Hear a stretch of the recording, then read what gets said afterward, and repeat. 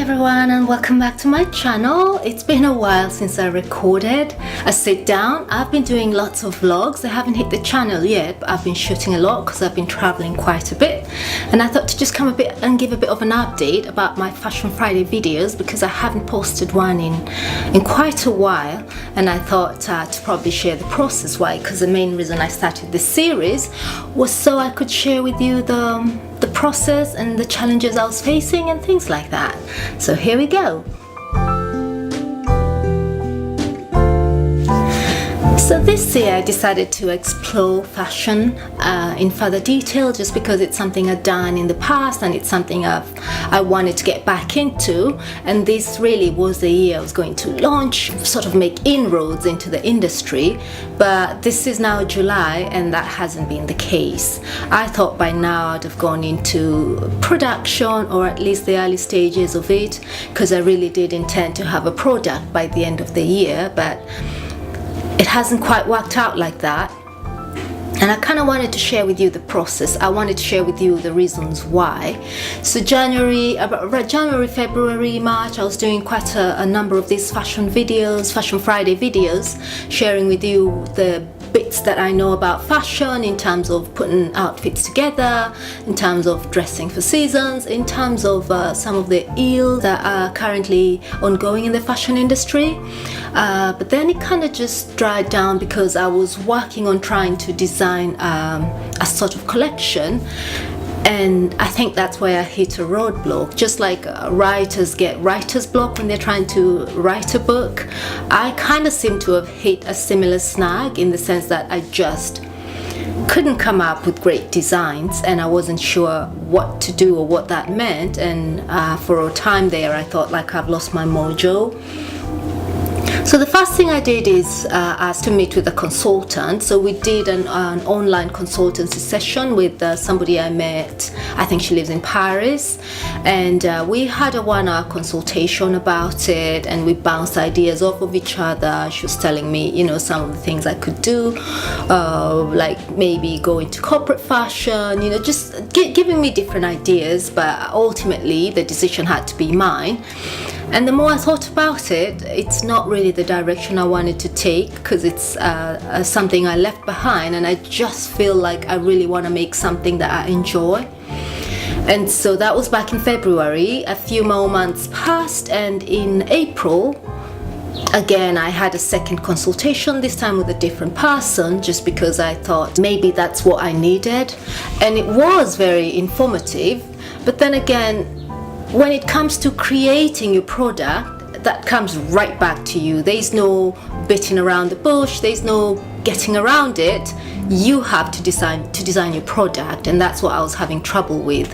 And I think at that point I realized I really didn't need consulting, because I know the steps I want to take. I have a business plan written up. I know exactly what I want to accomplish.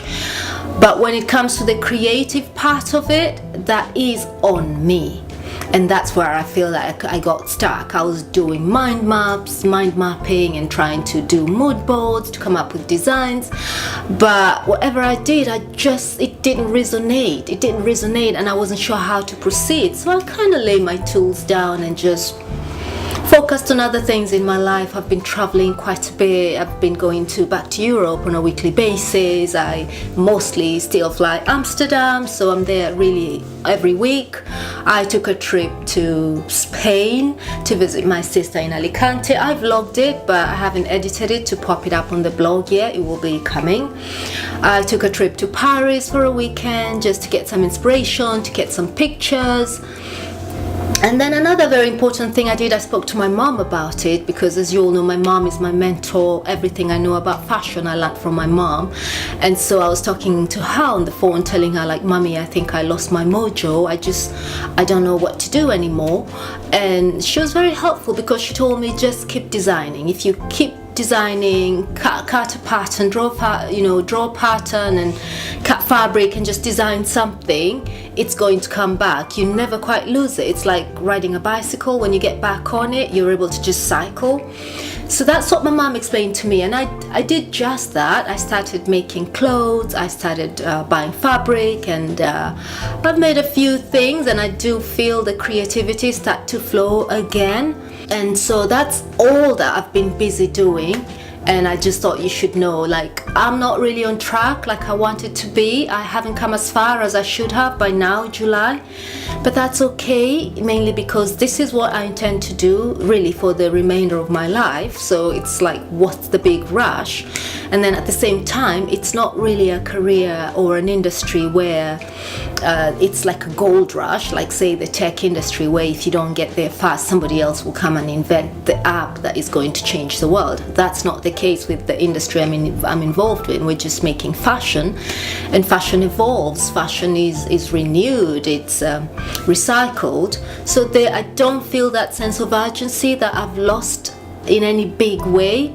It is disappointing that it's slower than necessary, but as I get older, I'm also learning to be patient with myself and to understand that good things take time, and that there really is no need to rush if you don't have to. Slow and steady wins the race. So that has allowed me to be kind to myself, to be permissive with myself, and to just kind of pull back and do other things to really awaken my creativity and to help me, like, to boost my artistical skills and to kind of awaken a part of me that I haven't used in decades, to be honest.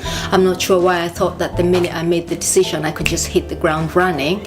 Reality has shown me otherwise, and that's okay. So now I'm taking my time with it. So what I've been doing since is buying lots and lots of fabric.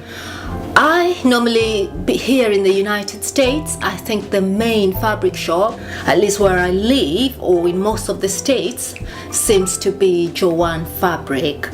Now I could go to New York, which is just a couple of hours away, and probably go to Mood Fabric and look for things, but even on their website I haven't quite seen what I like. And then I just remembered that when I lived in Belgium, I never had a shortage of fabric.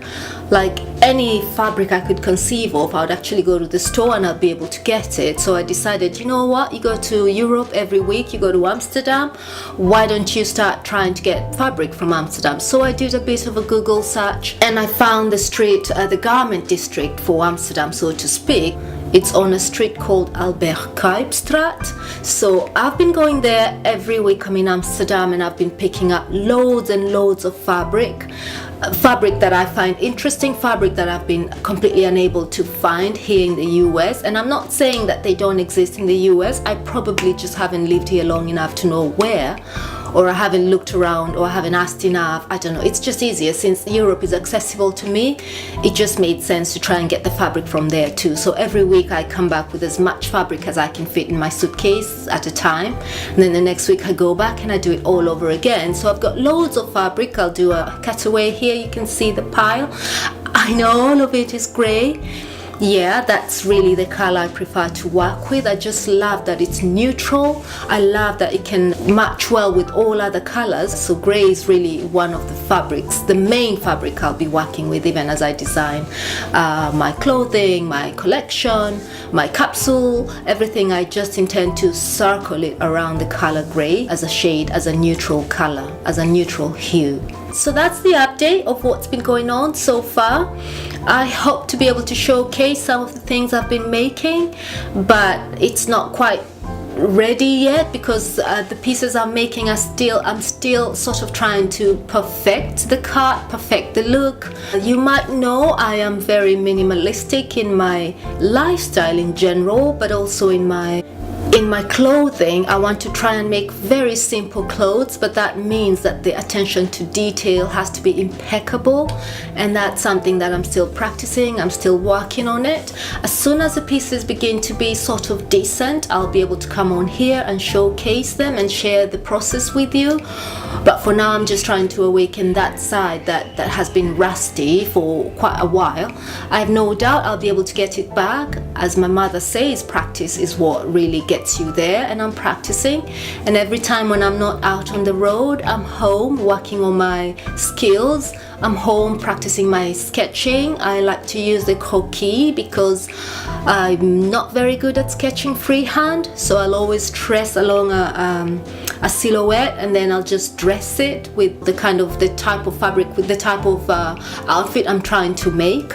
So that really does help. For any of you that are not very good at rendering a design, that's fine, just use a croquis. It's really the best way forward. You can find some free downloadable versions. I'll probably link something here down for anyone that might be looking for where to get free downloadable croquis, and then you can just use them for your designs.